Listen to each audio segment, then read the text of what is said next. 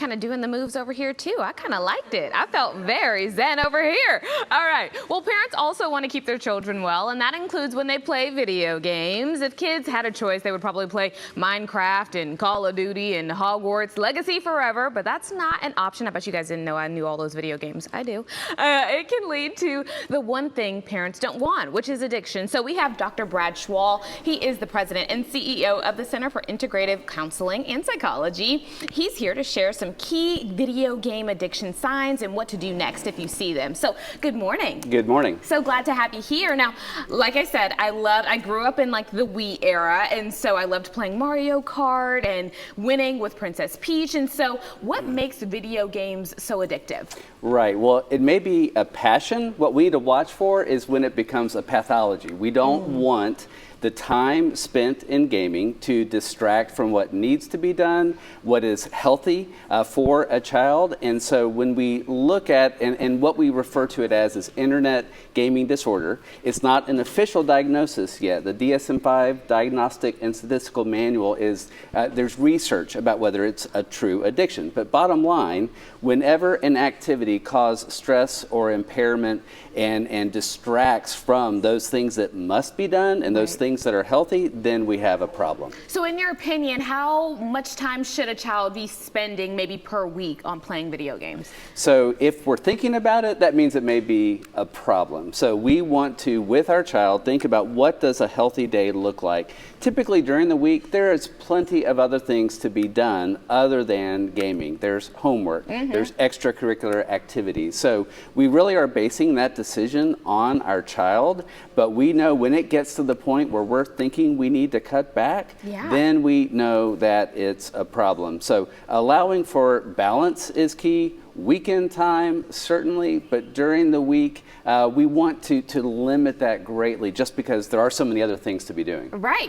And you know what's so crazy is I think we should point out too that adults also play video games, and sometimes they can spend a little too much time on the game as well. Absolutely. And when we think about mental health, we're thinking about, this is a behavioral addiction. So alcoholism, that's a chemical addiction, substance abuse. When it comes to mental health and thinking about video games, we're also watching for other things that might be factors. Is there depression that keeps the adult or the child from wanting to interact, and so then they withdraw into video? Is there social anxiety? Exactly. That's what they lean on to get them through whatever they're going through in their mind. That makes so much sense. Okay, so prevention is key. So video games are pretty much everywhere. So how can we keep our child from turning a fun hobby into an addiction? Sure. Each day, think about that balance. What does the child need to be doing? Watch for whether the child is having difficulty sleeping. Watch for whether the child is ignoring those things that need to be done. Watch for whether there is stress when the child is told not to play the game. Almost like withdrawals. It's not a chemical withdrawal, but still, but almost like withdrawal. So we're watching for when it does become more of an obsession.